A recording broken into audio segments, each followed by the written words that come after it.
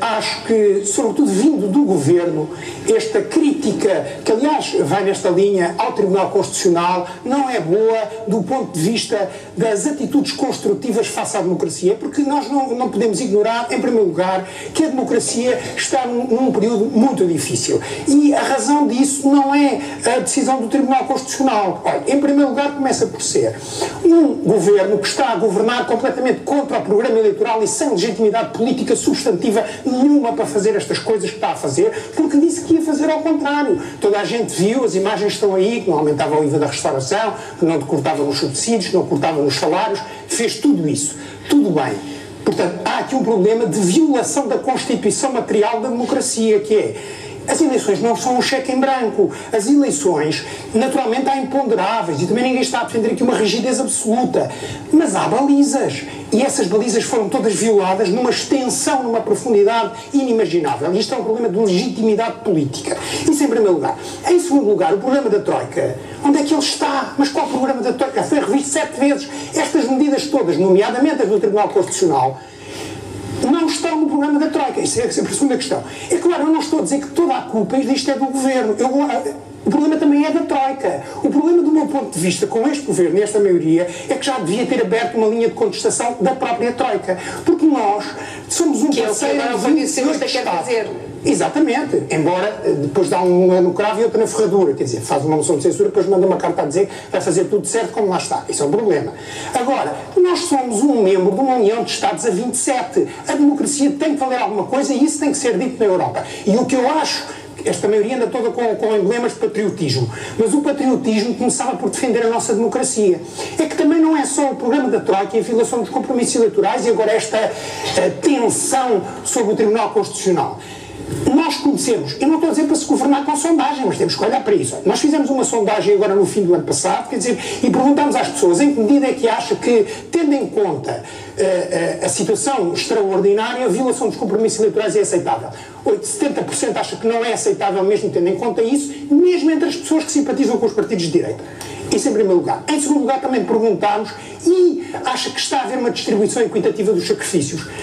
90% acha que não, e entre a maioria dos partidos de direita, as pessoas que simpatizam com os partidos de direita, também há uma maioria esmagadora. São uma série de elementos. Por exemplo, o CESOP, a Universidade Católica, fez uma sondagem aqui há pouco tempo sobre o corte dos 4 mil milhões. Não há mandato para isto. Vêem-se as preferências populares absolutamente contra os cortes no Estado Social, que é o que nos estão a propor, ao contrário daquilo que sugeriu o Tribunal Constitucional. Mas o Tribunal decidiu e decidiu por mesmo que fosse só por um voto, está decidido. Não é possível agora eu queria dizer mais uma coisa que me parece absolutamente crucial. É que há aqui uma assumption nesta argumentação e na argumentação da maioria que tudo estava a correr bem. E agora vieram estes malandros do Tribunal Constitucional e fixaram. Mas isso não é verdade. Isso não é verdade. É que tudo estava a correr mal. Olha, o déficit, quer dizer, não está a ser cumprido. Vamos saber essa discussão orçamental no próximo dia 18. Está tudo a correr mal desse ponto de vista. Eu não estou a dizer que é culpa do Governo. O Governo está-se a esforçar imenso. A questão não é essa. É que a receita da Troika está a falhar.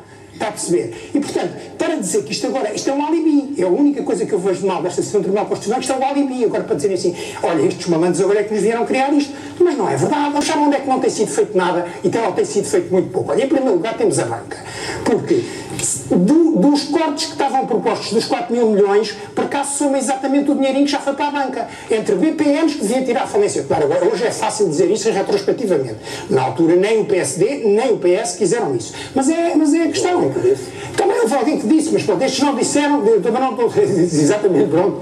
Agora, esses são 4 mil milhões, é só para dizer onde é que está. Há aqui um problema também da simetria, mas há outras assimetrias. Olha, há as PPPs, onde as únicas reduções que foram feitas são em obras, não foram reduzidas na taxa de rentabilidade. Hoje fala-se muito em industrialização do país. Pois claro, isso é muito importante, mas sabe porquê é que não há industrialização? Porque é muito melhor os capitais privados moverem-se para estes setores protegidos e com rendas asseguradas pelo Estado do que em competir a indústria com o capital internacional. Pois aí está a raiz do problema.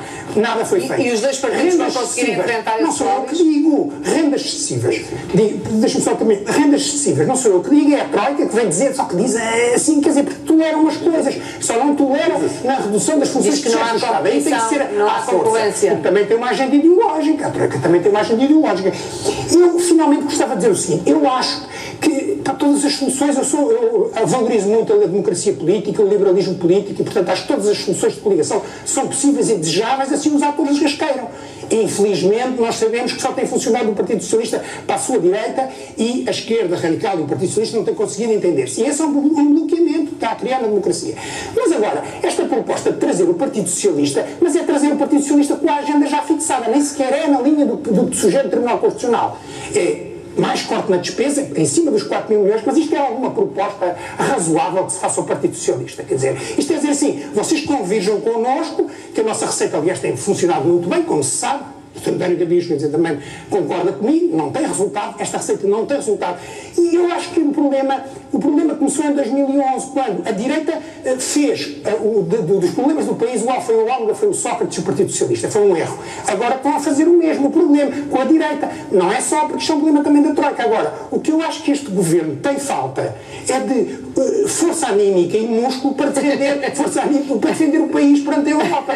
Porque não é fácil. E eu também não acho que não há soluções mágicas e também não sei se a gente vai dizer agora vamos cortar a dívida e acabamos com a Troika. O que é que irá seguir?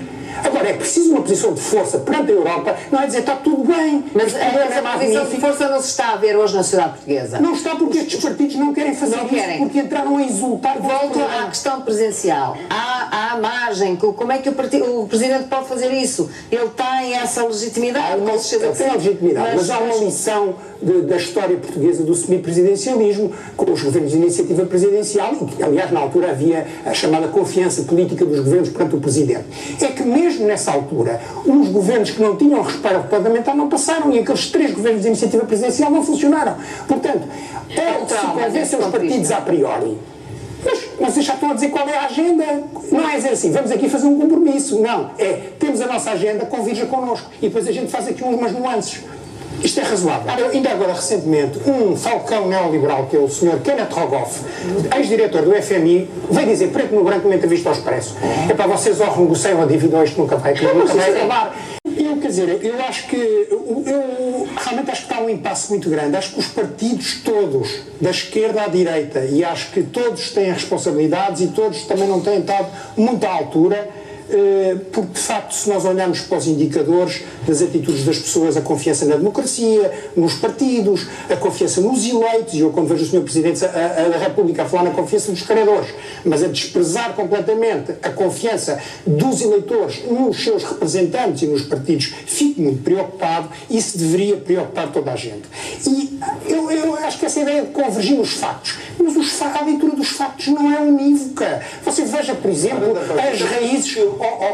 Ribeiro Castro, veja, por exemplo, as raízes da crise de 2011. É que também é preciso ver. De facto, nós, se calhar, tínhamos um nível de... Estávamos mais fragilizados quando chegámos ali. E por razões também domésticas. Mas há uma crise, que é a maior crise desde o pós-guerra, quer dizer, que começa nos Estados Unidos, que é uma crise de crédito, que fez disparar as taxas de juro. Temos os abutres das agências de rating. Aliás, quando o próprio ilustre deputado do CDS escreveu até um livro sobre isso.